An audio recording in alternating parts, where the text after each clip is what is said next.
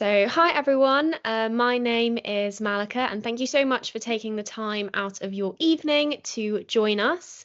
Today, we are joined by the National Audit Office and some of their apprentices who are going to be talking through every stage of the application process, hints and tips for success, what life actually looks like once you start your apprenticeship, and you will also have the opportunity to ask any questions that you may have. Just so that you guys know, this webinar will be recorded and uploaded to our YouTube channel, so you can watch it as many times as you like. And we will also be sending you a link with the webinar recording as well as your certificate for attending. So thank you so much for taking the time out of your day to do so. As I mentioned, please feel free to use the chat for any questions that you have, and we will get down to them at the end of the webinar. If the chat function is not working for whatever reason, please feel free to use the Q&A. But that's enough from me. I'm going to pass it over to the wonderful team at the National Audit Office and introduce you to Zoe, who'll be taking you through a little introduction about who the NAO is. Lovely. Thank you very much, Malika. Welcome, everybody. Good evening. So, by way of introduction, my name is Zoe. I'm the Graduate and Apprentice Resourcing Specialist at the National Audit Office. So, I oversee all elements of our attraction, marketing, and recruitment of everyone joining our graduate scheme, apprentice scheme in the office. So, if you have any questions for me a bit later on, please feel free to pop them in the chat. But before I hand you over to my colleagues that have joined us, I wanted to give you a bit of an overview around who we actually are. So, for those of you that haven't heard of us or might have heard of us but are not entirely sure who we are and what we do, we are the National Audit Office, or the NAO. And what we do and who we are is we are essentially the UK's independent public spending watchdog. So the role we have is to scrutinise public spending for Parliament, and we're all about helping the nation spend wisely. So, as an organisation, we are funded by Parliament, so we actually support members and peers in holding government to account for the way in which public money is spent. So, we help the economy and society work better. So, what we do is we support and enable improvements in financial management and the way in which those vital public services are delivered across the public sector to millions of people every day. So for anyone joining, especially as a trainee, this means that work you will be doing has real purpose and offers real challenge and variety. So all of our trainees, they get to contribute to audits, they get to contribute to projects, and it's all of this that scrutinise government's use of resources. So the work we do is really big hitting. It is often in the headlines. And in the current economic climate, there is a huge amount of attention being paid to achieving better value for money for the taxpayer. So, what do we do? So this is just a couple of reports that have been published over the last year or so that were reported on in the press. So you may possibly have heard about this on the news, you may have seen it in the press. So one was all about the school buildings containing RAC, and the other was about instances of fraud being detected by the student loans company. So that just gives you a little bit of an idea around the type of things that do get reported on. But we have many, many reports and audits that we publish every single year, stemming across a wide range of government bodies. So we do audit central government. So that is departments such as Ministry of Defence, Department for Transport. We also do agencies such as the Met Office, DVLA, the Passport Office, and we also audit non-departmental public bodies as well, such as the British Museum or the Environment Agency. So quite a broad range. And in terms of how we operate, we are led by our Comptroller and Auditor General, or CNAG as we call him, and he was appointed to the NEO in 2019 by Her Majesty the Queen. And he is an officer of the House of Commons, and his role is to report to Parliament on central government spending. So the CNAG and us, all of us within the organisation, we are totally independent of government. So I just wanted to make that bit really clear. But this is just a bit of a highlight about the types of opportunities that we do have available. So obviously we are here today to talk to you about the apprenticeship. So our scheme is a level 4 5-year to qualification. It is to get chartered accountancy qualification. So a really prestigious, globally recognised qualification. And once you're qualified, it is actually comparable to a UK master's degree. So it's a fantastic qualification to have. And applications for that are still open at the moment. They close at the end of March, but we do recommend early application if you are interested, as if we get a lot of interest, we may have to close early. The other apprenticeship that we offer is a digital financial audit apprenticeship. This is 4 years to qualification. It's a level 6 and it is a degree apprenticeship. We launched it last year, so we're in our first year of running that. And if you are interested in finding out more about that one, then the application should open within the next couple of weeks. Now, for those of you that are maybe a little bit sort of early on in thinking about what you want to do, we actually offer a 1-week paid work experience placement in our offices. So it's for students in year 13, and it is a great way to get a bit of exposure to who we are, a bit more about audit.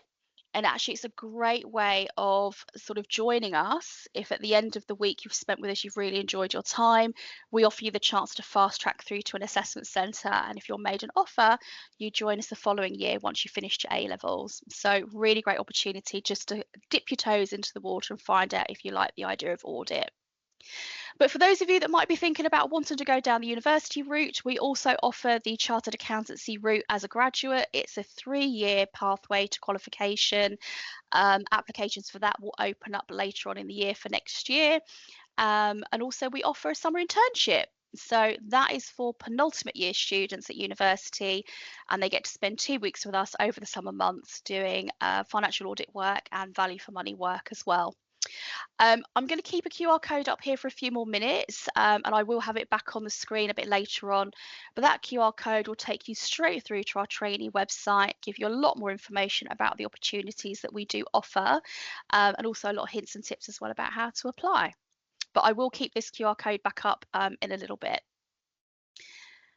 But the last thing I wanted to talk about was obviously the differences between doing an apprenticeship, going to university. So a professional apprenticeship and attending university each have their own advantages, but an apprenticeship can be a great choice depending on your career aspirations.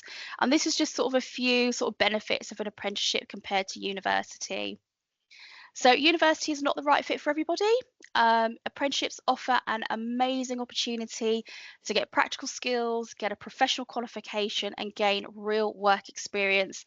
And you do all of that whilst earning a very competitive salary and avoiding incredibly high student debt that you're paying off for a very long time. So honestly, you got the best of both worlds there. It really is down to what you feel your aspirations are. But if you are deciding that you want to go down a very specific career path, such as medicine, then university may still end up being the better option for you. But I just wanted to sort of point that out there that, you know, we are here to talk about apprenticeships, but obviously we do have our university route as well, should you decide you want to go down that way. But enough from me. I am going to be handing over to my colleagues in a second, just by way of confirming where we are actually based. Our main office is in London. We are just a few minutes walk from Victoria Station. That's where the majority of our organisation is based. There's around just over 1,000 employees now based in London. We also have our regional office in Newcastle. Staff up there moved into a beautiful brand new office about a year and a half ago. I think there's about 160 people currently based up there, with hopefully a view to expanding the office a little bit more. But enough from me. I'm sure you are here because you want to hear from our apprentices who are actually going through the training at the moment and getting that real life work experience. So I'm actually going to hand over to Tilly. So Tilly, I'm going to mute myself and welcome to you. Hello everyone, I'm Tilly and I'm on my first year of the apprenticeship scheme. So I finished my A levels and I finished sixth form last year and I've joined this year. So I'm going to speak to you a little bit about why I picked an apprenticeship, both in general and both why I chose the NAO apprenticeship. So one of the main reasons I picked an apprenticeship was because I personally really struggled with A levels. I found GCSEs okay, but for some reason A levels I just hit a bit hard, and I was getting a bit, by the end of my time in A levels, I was getting a bit fed up of school. I was a bit fed up of education, and I was like, I can't do another 3 years of this, I've got to be honest. So that's when I sort of started looking for other routes, because I knew, like everyone, all you hear is, oh, you need a degree and you need a degree. So I started looking at degree apprenticeships, and I was, yeah, just doing my research. So I originally thought I wanted to be a lawyer. So I actually applied for loads and loads of law degree apprenticeships. And then I decided to apply for this one just randomly, to be honest. I was doing my research and I found it and I was like, I know that wasn't what I was going for, but it actually looks really good. So I applied for this and I got it. So yeah, I was originally going to be doing a psychology degree. So I applied for uni as well as for the apprenticeship. And so yeah, I was going to be doing a psychology degree, but I was kind of just going to be doing a degree for the sake of it, for the sake of going to uni, because that's what everyone does. That's what we all think we have to do. And for the sake of getting the degree, I never really wanted a career in psychology. So I sort of just sat down and was like, why am I doing this? I'm not ever going to use this degree I'm not ever going to use the degree that I'm getting. So what's the point in wasting £60,000-ish on it? And yeah, that's another of the big selling points about an apprenticeship, in my opinion, and I'm sure about in loads of other people's opinions. You won't end up with all of the uni debt, and you get paid whilst you work. So not only are you going to be in a much better position financially, but another thing to think about is if you do decide to go and apply for other jobs after your apprenticeship has ended, you'll then have, well, for me, for this scheme, you'll have 5 years of work experience under your belt, as well as similar qualifications to other people as the people who've done the degree. So to a lot of employers, that 5 years of work experience will really be in your favour and that'll look really good for you. So why did I pick the NAO apprenticeship specifically? I'd say that one of the things that drew it to me was because obviously I was saying I wanted to be a lawyer. This wasn't really the career that I wanted, but it just popped up when I was researching degree apprenticeships, and I thought that the work that they did sounded really interesting. It was kind of different from all the other jobs. Like if you do law, you sort of all do the same thing. Similar for accountants, they all sort of do a similar thing, but this was like really different and really niche. And I thought that was really interesting. And I thought it was really cool, like the like high level of confidential information that you'd have access to and everything. So yeah, that was part of what drew it to me. The other thing that I thought was really good about the NAO apprenticeship is that you'd end up with a chartered accountancy or an ACA qualification.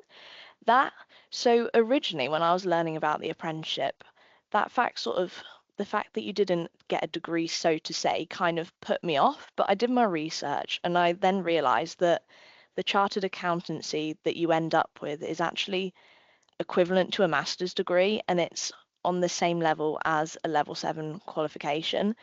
And ultimately, if you want to become an accountant or an auditor and you go to uni, you've got to get the chartered accountancy or the ACA qualification once you've graduated anyway. So I was like, why go to uni? Let's just jump that step and go straight to getting the qualification, which is what this apprenticeship provides me with.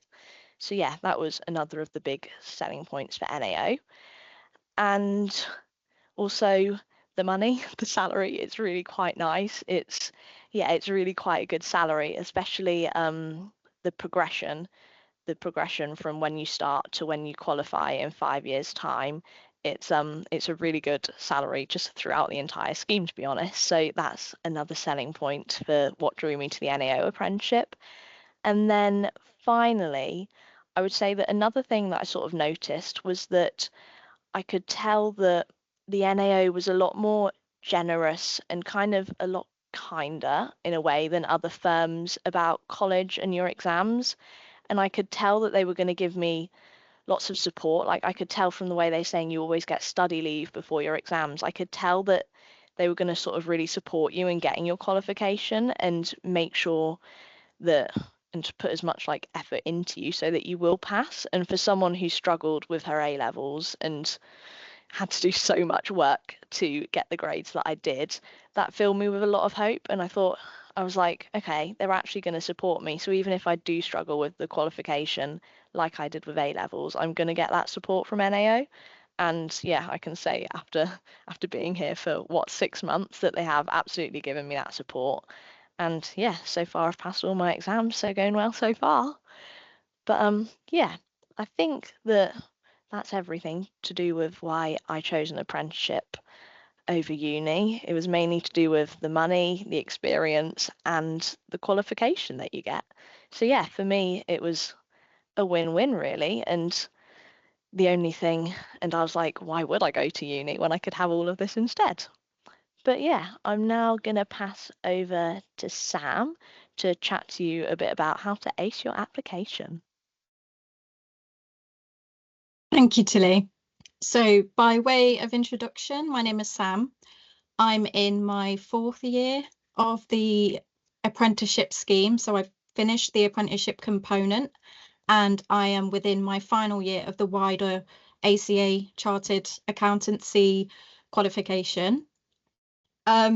So I think there's quite a lot of advice to give, so I'll see how much advice I can give in 10 minutes. I would say that a key part of advice would be to make sure that you are applying to places in similar roles, because by doing that, you'll be able to learn from the application process of another firm and apply that learning to the next place. I think that you have to be able to be okay with not getting the result that you want. I think it is natural to not be successful in all of the applications that we have, but that shouldn't be a barrier to being able to put yourself forward in the first place.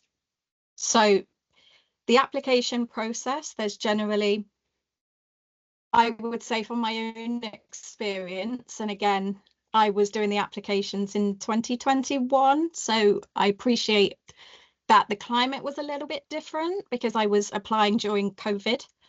I would say that it is generally an application form, and then stage 2 is generally demonstrating your skills and competencies in a written format.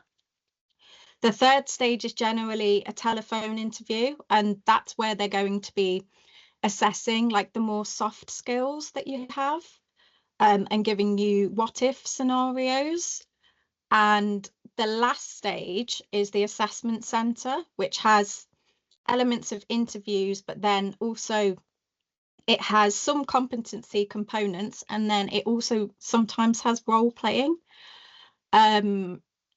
I would say another key piece of advice would be to make sure that you were doing the research in advance before you get to the stage where you are being interviewed, because if you haven't put that groundwork in, then it is going to be very apparent in the interview.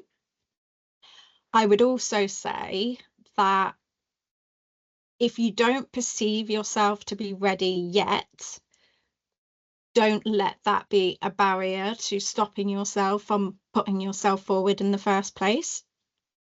I think it's important to be really receptive to the feedback that you get given, not only during the application process, but also with people that are close to you, that are able to have a more fair assessment of your skills and competencies and are able to give you that, I guess, additional insight, which is without the inner critic that sometimes people can have. I would also say it's really important to be authentic in your responses, because I think that there is an element in these application processes where you feel like you need to give the answers that you think they want to hear. But at the same time, I think it's really important to be mindful that the assessment centre process, the application process, is a two-way interaction. So it's important for you to be able to feel like you are a good culture fit for the place that you're applying to. So just as a little bit of context, I applied for the Big Four, and then I applied for some smaller accountancy firms, and I applied for the NAO. And I got to various different stages of the assessment process before I was, I don't want to say rejected because I feel like that's a really harsh term, but before I wasn't successful. And when I got my first offer, and my first offer was KPMG, I was absolutely ecstatic because I thought, oh, great, like I've got into one of the major accountancy firms. That gave me a lot of confidence to continue. When I reflected on the sort of process, I did sort of feel that even though it is a fantastic opportunity, that actually the culture might not have been the best place for me. So I kind of went into the interview process for the NAO knowing that I had an offer in my back pocket, but also that I'm looking for a place, an organisation that is going to be able to support me to develop, to be, I guess, the best, it sounds kind of corny, but the best version of me. And I feel like when I did go through the NAO assessment centre, what really struck me was how kind and friendly people were and how welcoming they were. And that wasn't necessarily the vibe that I got from the other assessment centres. And I'm really grateful to know that that is like true. Like I have worked here for 4 years and I feel like people is probably the best part of the NAO. Not trying to, you know, promote it overly, but I think that is just my opinion. But yeah, I think that is probably everything. So I'm going to hand over to Jaden, and he's going to speak about what happens when you start your apprenticeship. Perfect. Thank you, Sam. So yeah, as Sam said, I'm Jaden. I'm currently in my 2nd year of the apprenticeship. So still relatively new to the NAO, but you know, a bit of experience under my belt. So to talk about the apprenticeship, I'm going to talk about it in 3 different parts. Firstly, I'm going to talk a little bit about the induction, so your first few months at the NAO and what's that like. Secondly, I'm going to talk to you about work experience, so what you'll be doing day to day after you finish that induction period. And then thirdly, moving on to sort of the scary bit, college and exams. What are they like? So firstly, the induction. So we've recently started offering a more extended induction for apprentices for your first few months at the NAO. So you really get a good opportunity to sort of settle into a role, because it is a big change going from, you know, full-time education into full-time work. You do get an extended period to sort of find your feet in the organisation before you put into work. During those first few months, you will be getting the opportunity to travel between our London and Newcastle offices. So for me, it was actually the first time I'd ever been to London. So that was a really great experience.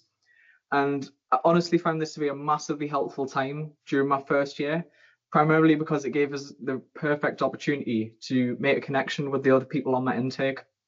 For me, gaining that connection with the other people in your intake is probably the best thing that you can do when you start an apprenticeship, whether it's here or anywhere else. Getting that connection with other people who are on your intake, because you'll all be going through sort of the same thing. You'll all be going through similar work experience and you'll all be doing the same exams.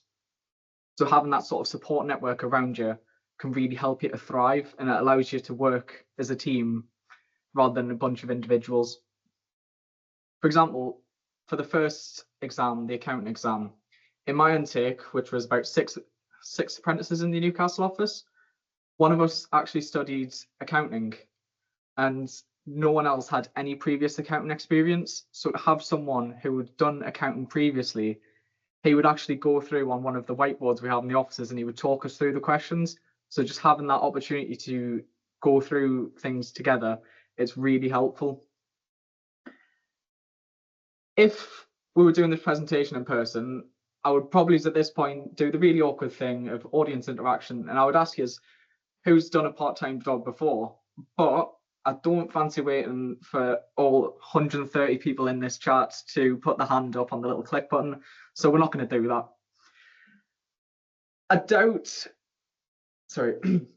If you do have a part-time job, you'll probably pay tax.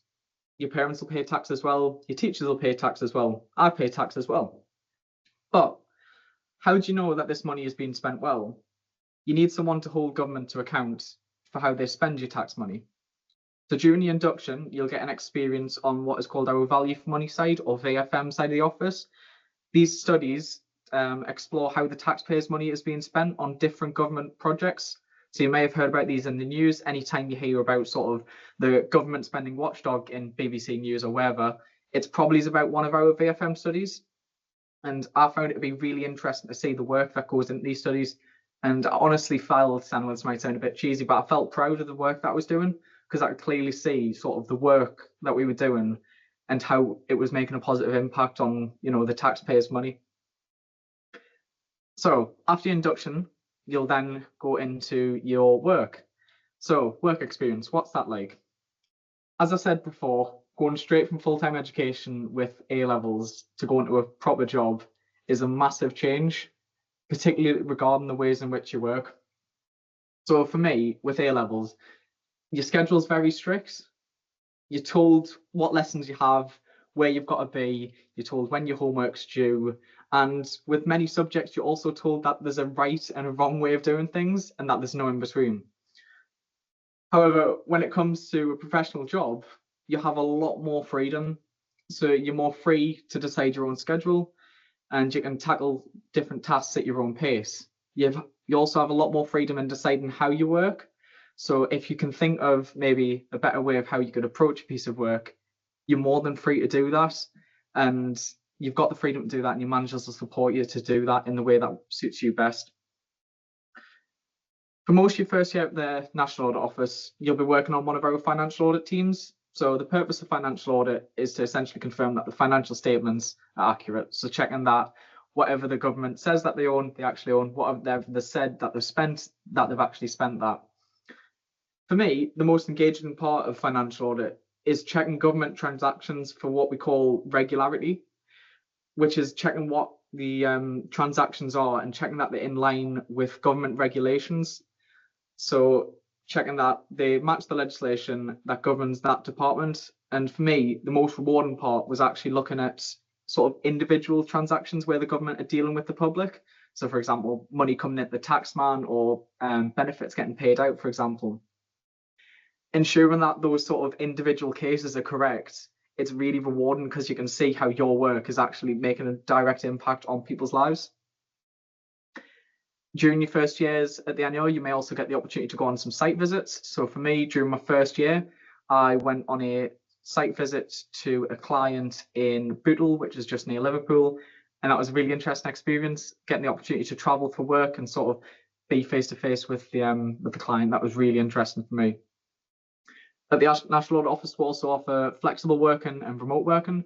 So you can work from home up to 3 days a week, and you can start and finish slightly earlier, slightly later, depending on what fits your schedule and what will allow you to work the best. For what it's worth, for me, I would say that the best thing about the National Audit Office is the people. I generally don't think that I could say a single bad thing about anyone in the office. The people here are massively supportive, and I felt completely at home as soon as I joined. So it was a massive jump for me going from full-time education to full-time work. And it can be daunting and it can be stressful when you're building up to that joining date. But I promise you that as soon as you join, the people will make you feel at home, you'll feel supported and you'll feel welcomed. And then finally, the scariest part, or maybe you think it's the scariest part, college and exams. So the final thing I want to talk to you is what it'll actually be like for you. I'm going to go into specific details, but before I do that, I want to give a bit of a high-level overview. So I want to make this very clear. As an apprentice, you actually get 2 separate qualifications. You have, firstly, the apprenticeship element of the trainee scheme. That is a level 4 apprenticeship, but then you also get the ACA qualification, which is the equivalent to a level 7 or a master's level qualification. And if you're absolutely determined, dead set on getting a university degree, some universities also offer the ability to convert from the ACA. So once you're qualified, you can then go and do a master's degree in your own time. So then you'll also have the ACA qualification and you'll also have a master's degree. Another big thing is salary. So starting salary at the National Audit Office is about £21,500 for the Newcastle office. For the London office, I think it's about £8,000 higher. And then upon qualification, at the moment, it goes up to £52,000. So after the end of your 5-year trainee course, it's just over £50,000 that you're going to be getting paid. But then obviously when you qualify, it might be slightly higher than that. The ACA is split into 14 exams. When you join, it's changed slightly. When you join, it'll be 14 exams split into 3 different levels: certificate, professional, and advanced. So the first, certificate level, these are multiple choice exams and they all have a 55% pass mark. Professional and advanced are both longer written style of exams with similar pass marks. Don't fall into the trap of thinking that these exams are easy because of that lower pass rate. These are challenging exams, and also keep in mind that you're going to be studying whilst doing a full-time job. I should also mention that you must pass the exams in order to keep your employment. If that sounds like a bit too much to take on, like for me, for example, I struggled to find the motivation to study during A-levels. However, I will say that when you have a job and you can sort of see the end career path, you can see the qualification, you find yourself a lot more motivated because you've got something clear to work towards. You feel really motivated to work towards getting that qualification. So most of my friends who do apprenticeships actually do, like, say, 1 day a week of college or university. We do it slightly differently for the ACA qualification. So your study will be done more in sort of blocks, is what I would call it. So every few months, you'll have a full week or 2 in college studying towards an exam. The biggest change for me in terms of studying was the pace of learning. And for your first exam, you'll go through, no joke, a few hundred pages of course notes within 7 days. And that can be quite a change. So people have compared it to sort of doing a term of school or a term of university in 1 week, and it is quite condensed down. And the style of learning is also very different. So for your A-level exams, you sort of kind of get your head stuck in the textbook and try to study text and that sort of thing. However, with the ACA qualification, the best way of revision is to just do as much question practice as possible. So you're kind of learning by doing rather than learning by studying, I suppose. Yeah. So as Tilly mentioned earlier, the NAO offer for trainees is massively supportive, and it probably is a lot more supportive than other accountancy schemes that you might find out there. So in the build up to your exams, we provide dedicated study days. So these are full days off work where you're not expected to do any work. You've got them to study towards the exam as you see fit. So you have that day to go and do question practice and get yourself ready for that exam. Especially for the first accounting exam, the first exam that you do after you've been with us for a few months, that exam you do get quite a lot of support from the office because it is a very challenging exam. For my intake, as I said earlier, we got some time during work to sit as a group and go through questions together. We also had a tutor in, and it was we felt really supported by the office, and all of us ended up getting through that first exam, which is a really challenging exam. And then on the actual day of the exam itself, you have the full day off. So after the exam, you've got the full day to sort of relax and decompress after what can be a bit of a stressful exam. So it's always something that I look forward to. I strongly recommend after an exam, finding something to do with the rest of your intake. It's really helpful to just kind of de-stress as a group. So yeah, really enjoy that. And that's everything from me. So thank you very much for listening. And I'm not sure who I'm passing off to. Oh, I think it's coming back to me. Thanks What very you? much, Tilly, Sam, and Jaden. I think we're going to be going into sort of Q&A now because we've had quite a few questions coming in. I'm trying to sort of keep an eye on the chat and the Q&A piece. So, Malika, I don't know if there's anything that's come in that we might have missed. I think you've done quite a good job of answering them all so far, which has been super helpful. I think if we just go back, Jaden, because this is probably relevant to everything that you've just mentioned, is what would happen if you don't pass an exam? So it happens. It is expected that people fail exams. Only human people make mistakes. They are challenging exams. So we do have an exam policy in place. Generally, if you don't pass the first time, you really want to be passing that resit. And then in certain circumstances, we do offer a second resit, so a third attempt at the exam, but that's dependent on sort of how you get on with your team. So if you get on really well with your team and your work is good, you're likely to get that third chance at an exam. But the general rule of thumb is if you don't pass it the first time, that's completely fine. We understand, but do get it passed on the second attempt. Great, thank you so much. And then we also had a question about what happens if a student really wants to apply, but they don't necessarily have any work experience or a part-time job that they managed to secure in the lead up to their application? Does anyone have any tips as to how they can apply without any work experience? Yep, go for it, Jaden. So I can only speak from my experience of recruitment. I mean, Zoe might have a slightly different answer, but for me, throughout the entire recruitment process, everyone that I spoke to was massively understanding of sort of where I was. At the time, I was only partway through my A levels. So people understand that, you might not have that work experience. You might not have the answer to every single tell me about a time when question.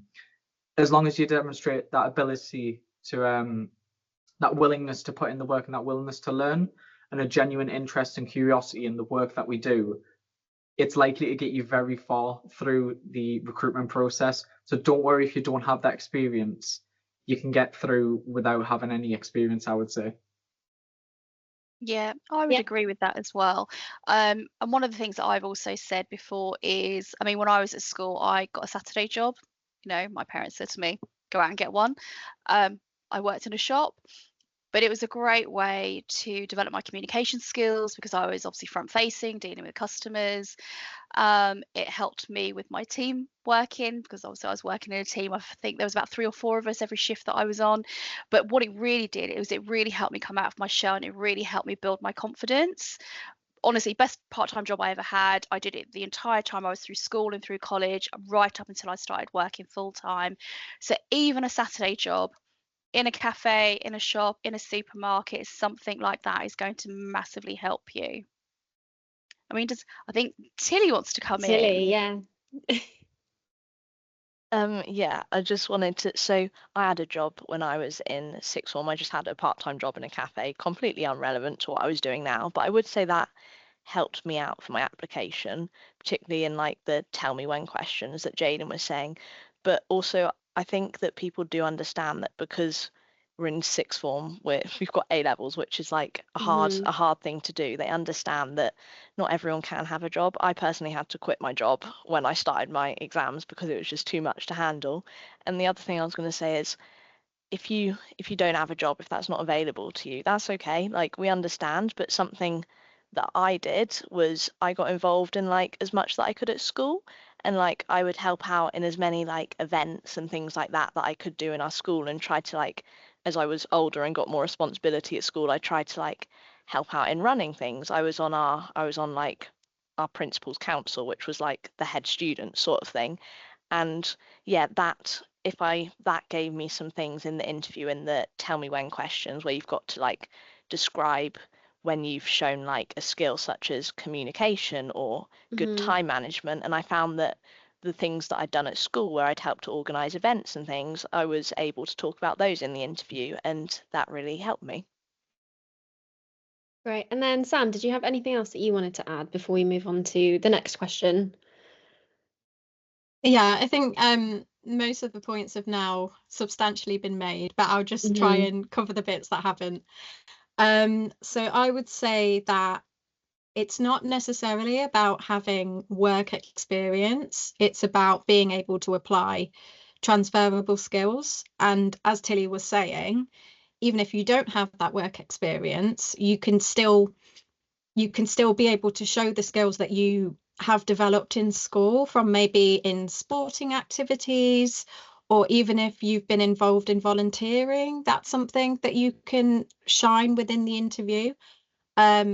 But then also, to reiterate what Jaden mentioned, is that there is that general understanding that people are coming in as school leavers. They are coming in as 18-year-olds, they're coming in as 19-year-olds. And so you're not going to be assessed as if you've had all of those things, because that wouldn't be necessarily the fairest way to assess an individual. But yeah, that's all I had to add. Thank you. Great, thanks. And then we've had one question that, Zoe, you've answered already, but we've had it a couple of times, and it's about A-level grade requirements, any specific subjects, UCAS points. It would just be great if you could just make a little statement about that. Yeah, sure. So the requirement is 120 UCAS points at A-level in any subject, excluding general studies. I should just make that very clear. So your top 3 A-levels. We do not specify that you need to have studied maths or, accounting or anything like that. It's just whatever subject you have. We do actually also do what we call contextual recruitment. So if you have between 104 and 119 UCAS points, we can actually look at your application in the context of your socioeconomic background. So if you do fall within that particular range, you can still apply, and what will happen is our application will push you through a sort of specific process where a company that we work with will ask you anonymized questions just about your background, and then they'll be able to review it in that context as well. Perfect, thank you. And then we've had a really good question that's got a couple of upvotes, so I think people want me to ask it. Emily, you've given a lovely answer here already, but I'm just going to ping it to everyone probably and say, what are the top 3 skills needed in audit? So Emily here has given professional judgment, logical reasoning, and communication / soft skills. So I think Sam, because you've been here for quite a while now, it'd be great to hear sort of at your end what you think the top 3 skills are, and then we can flick it over to Tilly and see if there's any differences there. Yeah, no, that's completely fine. I would say probably the top skill is the ability to be professionally skeptical. That's the sort of thing that is drilled into you from day dot, that you don't take things at face value, and you have that sort of critical thinking instead of just seeing something as it is being presented, having that additional question around where is the source? Is there an incentive for this to be manipulated in any way? I would say another top skill would be your ability to sort of organize yourself, organize your workload. I think definitely during peak times in audit, you get given, I suppose, a work program of tasks, and it is your responsibility to be able to manage them. And then also, I would say the last skill is the ability to sort of communicate. I think if there are issues, being able to communicate them in the right way and escalating in the appropriate manner is so important, not just for audit, but for professional workplaces in general. Yeah, they're my top 3, I would say. Perfect, thank you. I love the term professional skepticism. I think it was great term. And then Tilly, what do you think? Well, I mean, personally, I would say exactly probably the same as what Sam said, those 3, especially professional skepticism. That is a word that will get chucked around in auditing loads. But a slightly more general one that's not just for like our role as auditors, but just general in the workplace, I would say that it's always important to just be enthusiastic and to be willing to learn. I think if you show up with a smile on your face, if you genuinely try your best at every task and you're willing to learn from your mistakes and learn what you did wrong, apply it to next time, and yeah, just showing up, being happy, trying to do your best at everything, I think that's a great skill to have, and people always look on that really well. And if they can see that you want to do well and you're trying your best, then they can't really fault you much more. Oh, thank you. That's really important. And I think all of you guys taking the time out of your day today as well and coming to things like this just shows that resilience and that enthusiasm to take that next step in your life. So, Zoe, I'm not sure if we wanted to take a couple minutes to talk about the DFA. Oh, excuse me. Oh, bless. Sorry, There the worst time to have a coughing fit. Yes, so Reese and Emily here on the call with us as well, joined our Digital Financial Audit Apprenticeship last September, or DFA. We love an acronym at the NAO. So it's a brand new program started last year. I'm going to be honest, I think it's probably better for Reese and Emily to share a little bit about what it is, because to be honest, it's a little bit outside of my skill set with what it is. But we are going to be launching applications for that within the next sort of 2 weeks. So if anyone is interested in finding out more about it, you can obviously email us, but the job listing will be going up on our website. It will be going up on the Success at School website, and there is going to be a link to the brochure, which will give you way more information about what it looks like over the 4 years, what you'll be doing over the course of the 4 years. You'll also be able to hear from people that are doing the apprenticeship as well. But I'm going to stop and I'm going to actually pass over and just see if Emily or Reese want to just give a quick update about the kind of things that they've been doing since they started 6 months ago. Emily, should we come to you? Yeah, I'm very happy to talk. Hi, I'm Emily. I'm one of the 4 current digital financial audit apprentices. So me and Reese are here representing 50% of all of us. It's been very fun so far. It's a very new scheme. So I know a lot about the first year, and then beyond that, it's all still forming. So far, the work that we've done as part of the DFA team, which is a little bit different to the typical work that's done in financial audit, where I said below, instead of testing the data that is produced for financial statements, we tend to more test the reliability of the things that are producing the data, especially if they're IT based. And so we work, instead of on one audit at a time, find ourselves working on maybe 1 or 2 as part of a wider group. So there's been a lot of range in what we do, which has been really interesting to me. I could just add something to that. So also as part of the DFA team so far, we've also worked with the data and analytics team at the NAO. So you also get experience with using data from clients to like analyze and look at different trends we might see in the data that could help us on the audit as well. So you'll get experience from both digital auditing and data analytics as well.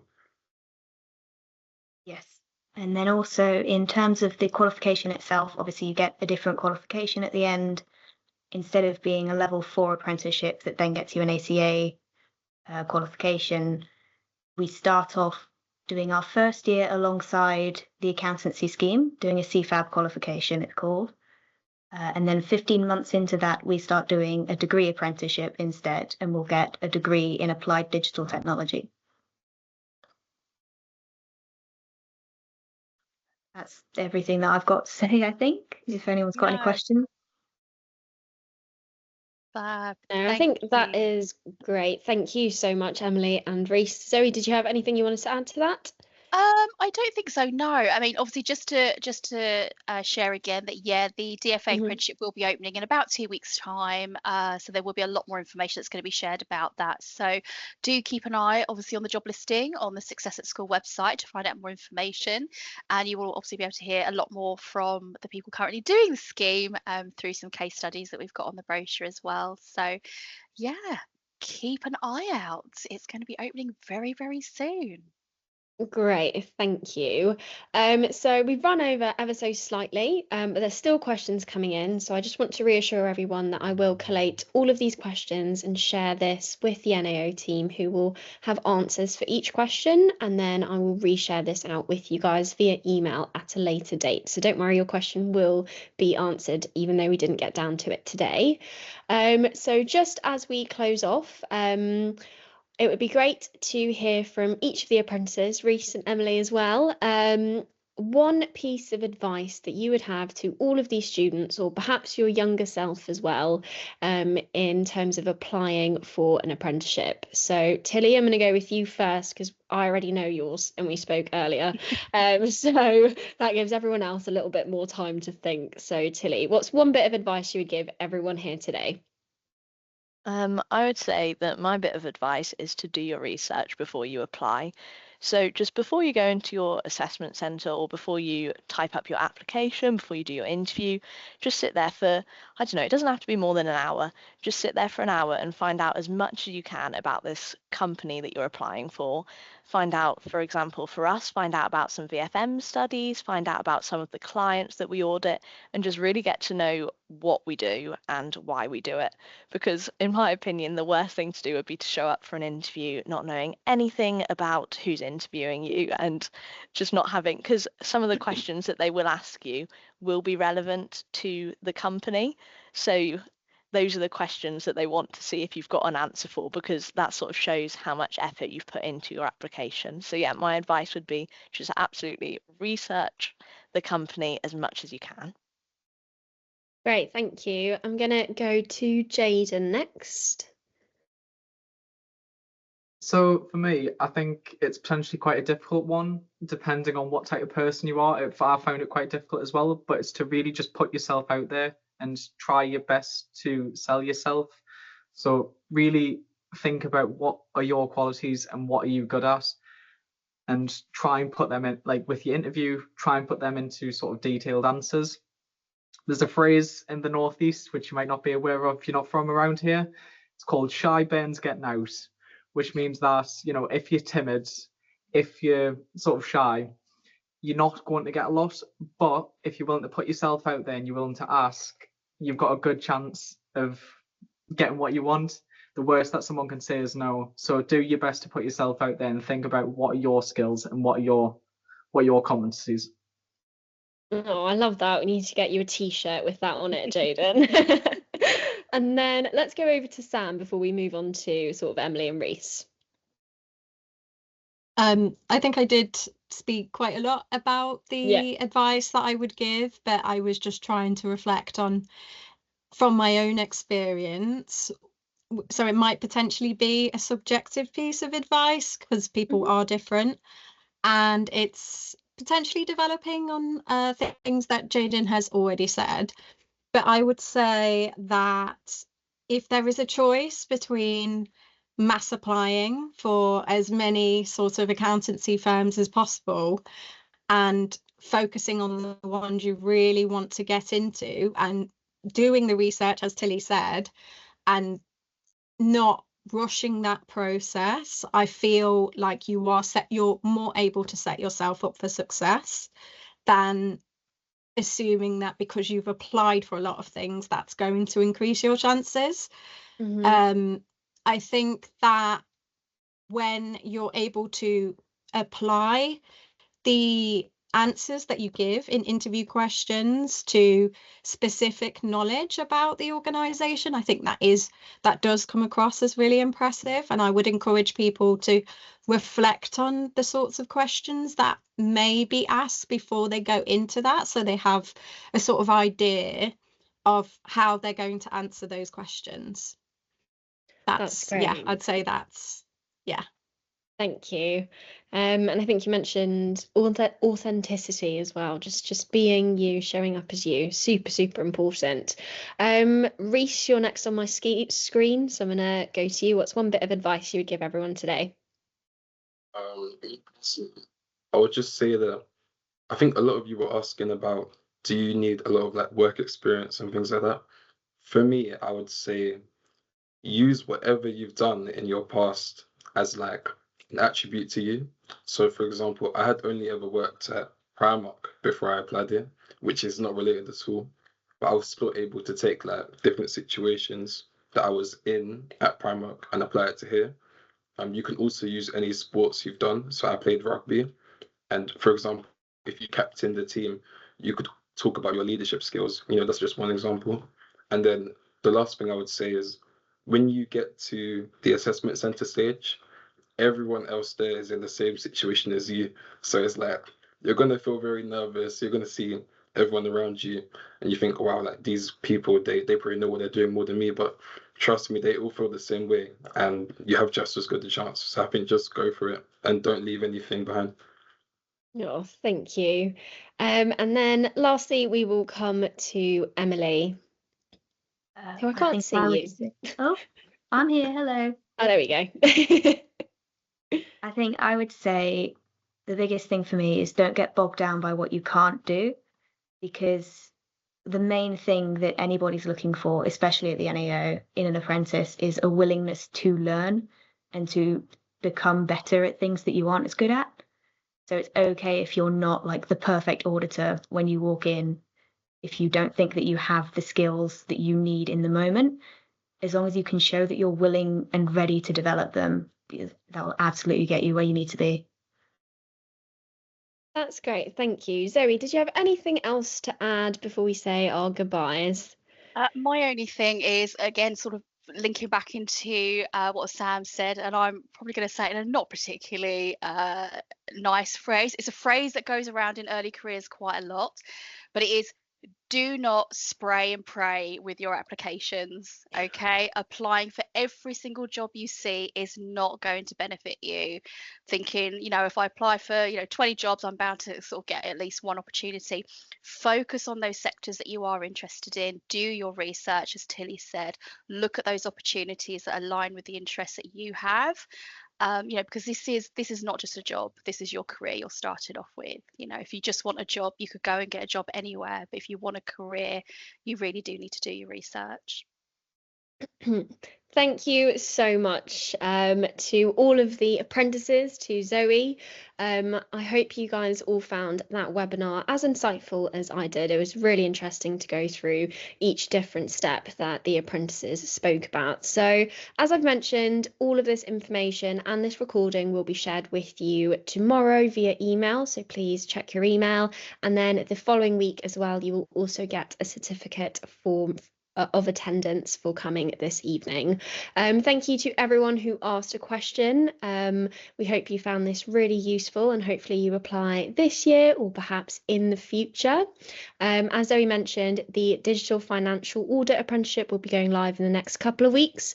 So again, take a look at our job board, or you'll also get an email as soon as this has gone live directly to your inbox. But thank you again so much for taking the time out of your evening, and wish you the best with all of your applications and everything going forward, and exams coming up as well. Yeah, thank you very much, everyone. Really appreciate you being here today.